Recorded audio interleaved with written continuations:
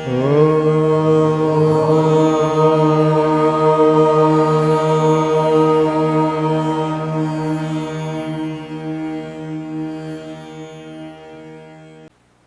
have spoken of past lives we have had and future lives we have yet to live.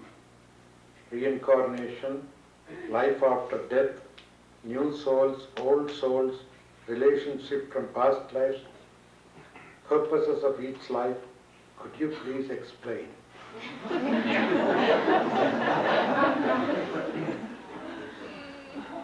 question ends with much peace, love and happiness. Thank you.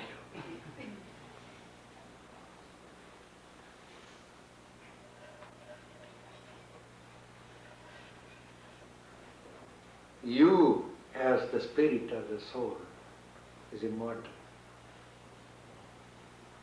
You never die. Is that clear? Huh? You never die.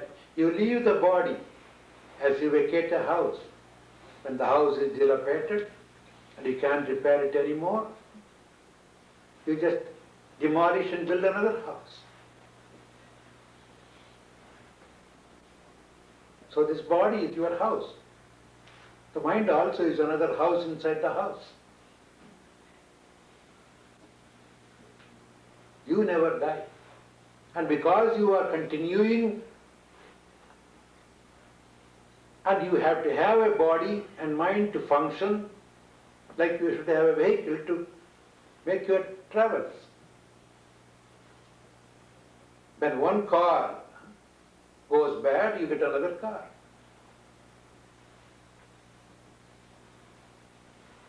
You try to repair, get parts,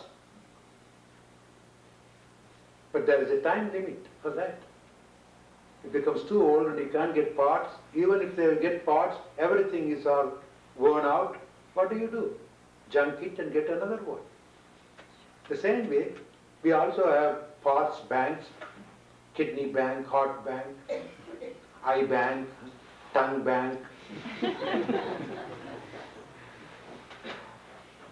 dyeing, repainting,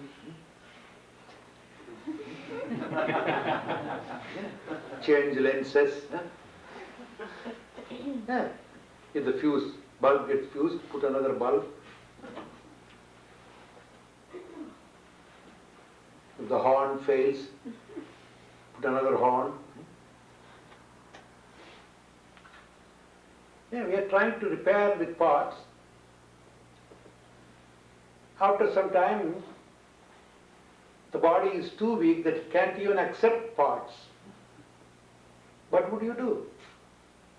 Junk it.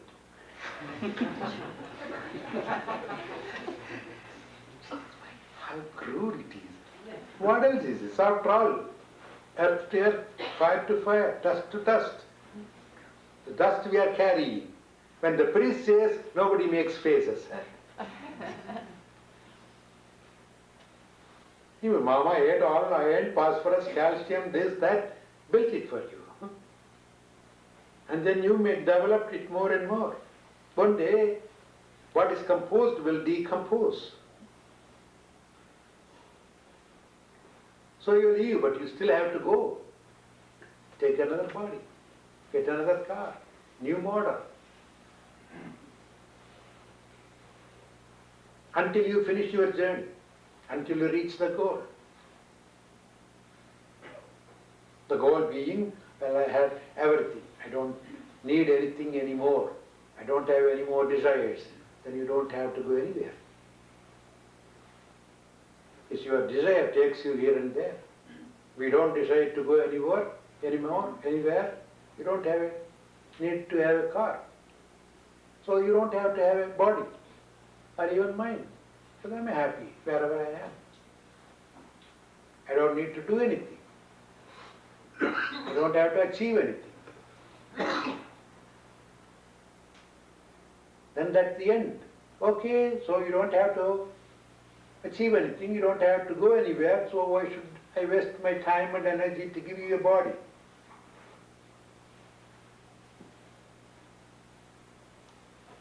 So there's no reincarnation, there is only carnation there.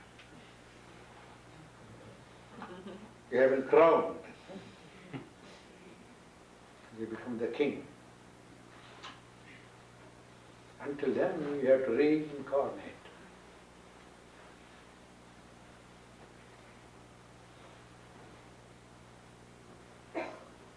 Once I had a dog, a nice, beautiful dog. I named it Carnation. And it got killed by an accident. I felt very sad. Because later on I got another dog, almost exactly like that. And people asked me, what are you going to name?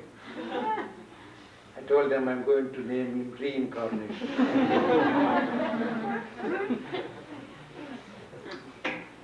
It's a stolen property. It's not my own feet. You could say, Gurudev, that your karma ran over your dogma. Karma ran over my dogma.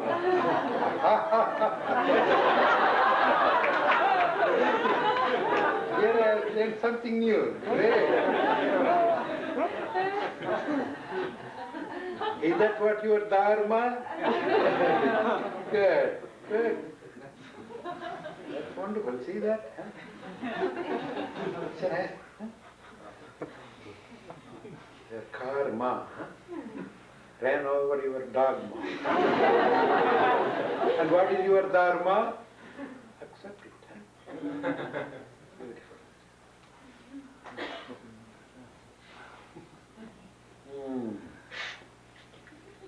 What's your name? It's a writer. I'm Marshall. Marshall. Marshall. Martian? Mm-hmm. You are a Martian? Marshall. Marshall. Right. Marshall. Oh, I heard, sorry, I heard it as Martian. Because the Earthians don't get this kind of nice fun. I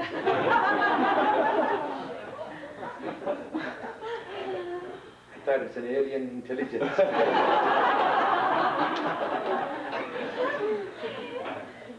Sorry, Marshall. I hope you won't arrest me.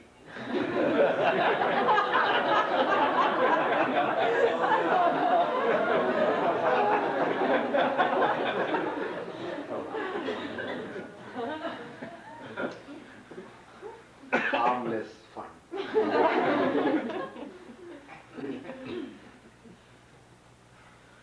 Some days I sit for meditation.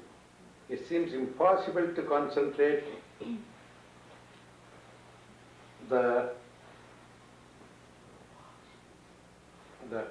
concentrate. The harder I try, the more anxious and uncomfortable I become.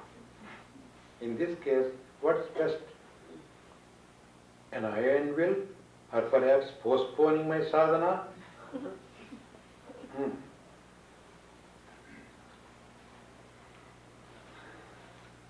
It's a very beautiful question because many face this.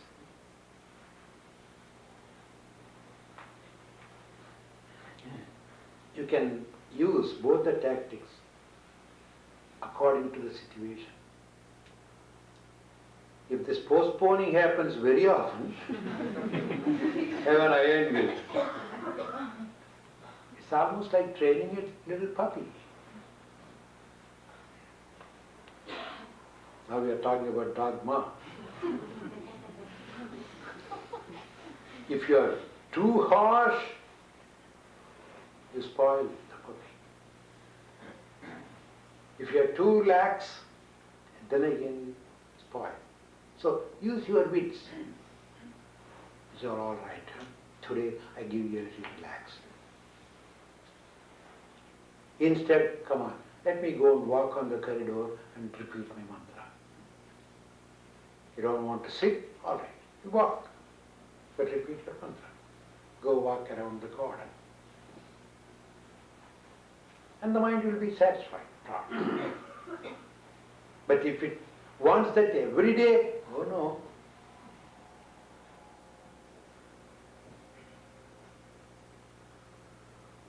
Remember, our mind is a beautiful pet. we have to handle it gently but firmly. Don't break it, that's not your intention. Your intention is to train it well and use it.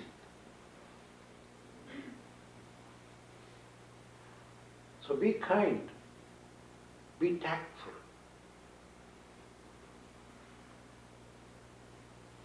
People sometimes don't know the difference between being gentle and firm. How can I be gentle and firm?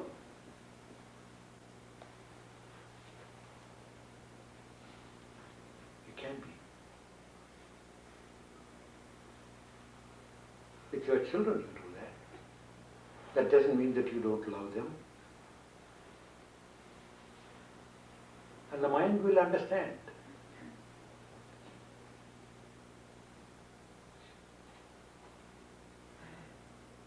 So don't be so blindly adamant, break your spine. No. Slow but steady. Occasionally give a little room. Okay, all right, today. You have done a very good job the whole week. All right, today, pass over. You pass over and no, that even God gave rest to His work on Sunday. Give a little relaxing.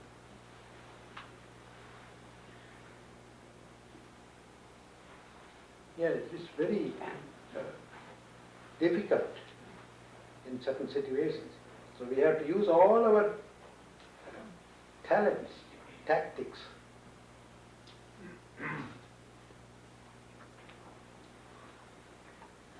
I'm having a very hard time choosing a career to dedicate myself to. I have deliberated myself into a frozen position. Somebody will thaw you. I'm talented in art and music, neither of which is an easy field to support oneself with. So, I also want to be serviceful. I'm unhappy with the job I am presently in, and I'm facing myself to go to work daily. I'm forcing myself to go to work daily. What to do? I need a dramatic change.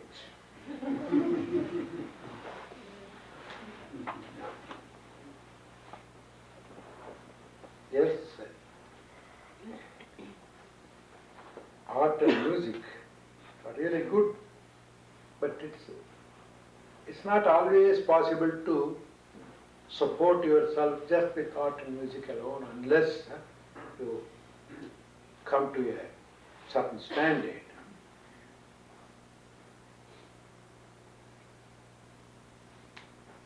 So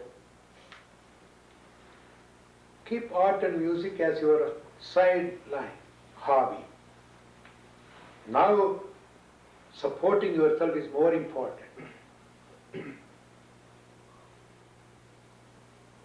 And then as it goes, as you develop more on the art side, and if you think that people will recognize it, try it now and then in between.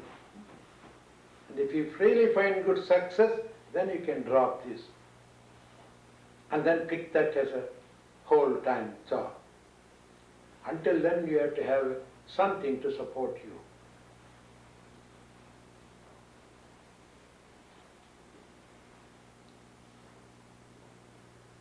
And it's advisable not to always pick and choose.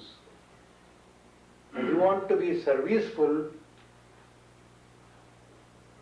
you can serve humanity in thousands of ways.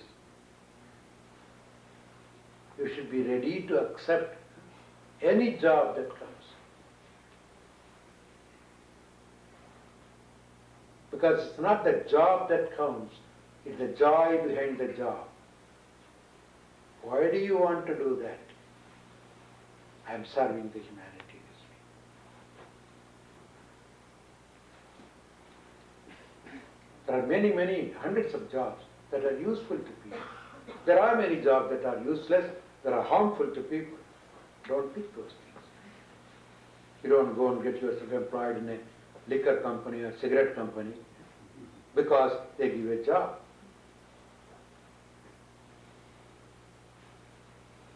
But even simple jobs, sometimes we say, oh, this is menial, this is below my dignity. No, there's no need to think that way. Every job is dignified. You make it dignified if you do it rightly, with a proper attitude.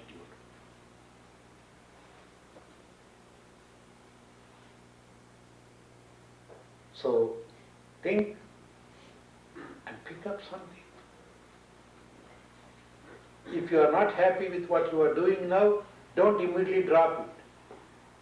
Because your stomach may not understand that. Continue, but keep your eyes open for something better.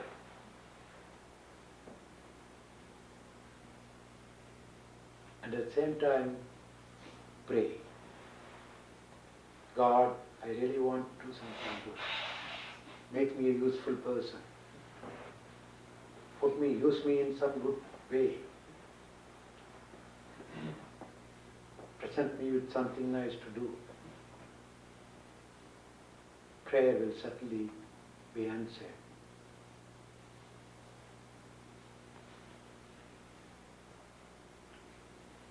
Don't look for a dramatic change. If changes come dramatically, the curtain falls very fast. Let the change come in its due time.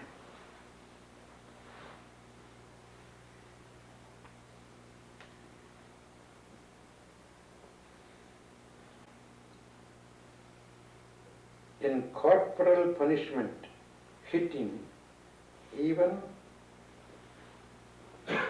appropriate for children, is corporal punishment even appropriate for children when they are misbehaving. But, as I said earlier, don't hit a child out of anger. Then you are not hitting the child, your anger is hitting the child. Then you deserve hitting yourself. Use the anger. Use that method. Then you will know the limitation. How often, because when we go mad, throw the child here and there and beat them. That's terrible. Abusing. Quite a lot of them happen. Because you are uncontrolled. You can use it. Then you know the limitation. The minute you know, yes, the child is listening to that, you stop. You can even raise your anger. Raise your hand with the angry face. Even that itself is enough.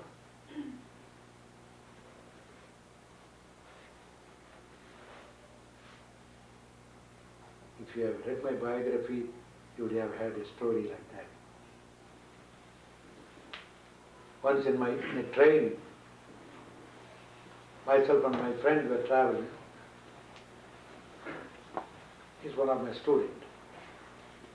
At a junction, it's a breakfast time, so he said that he will go out and get something so that we can eat in the compartment itself, because the train doesn't stay that long.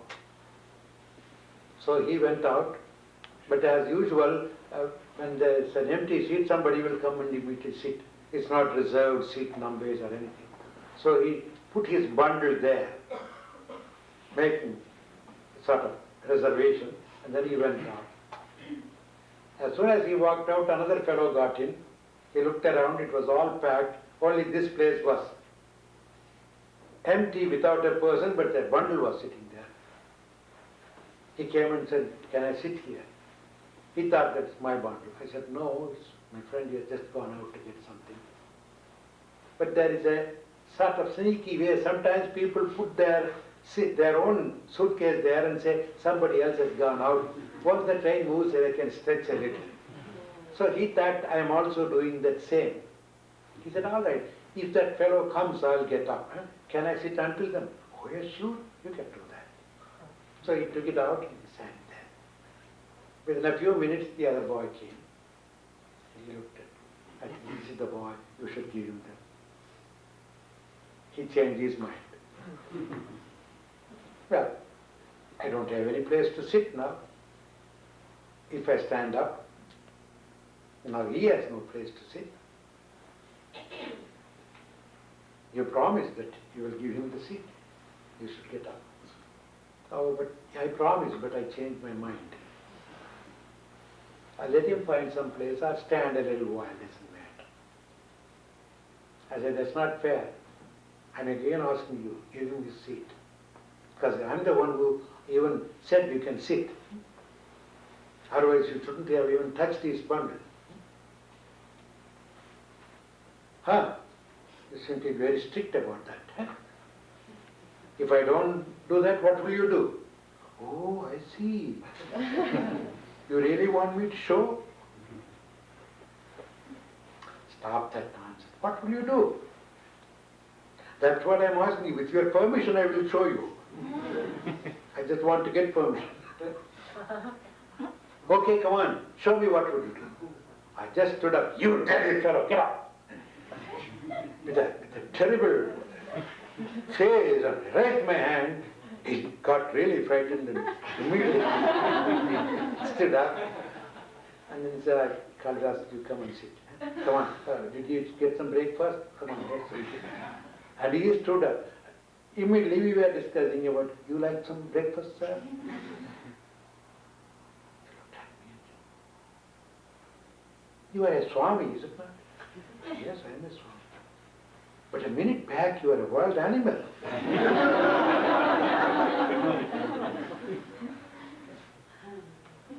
You would have really broken my jaw, isn't it?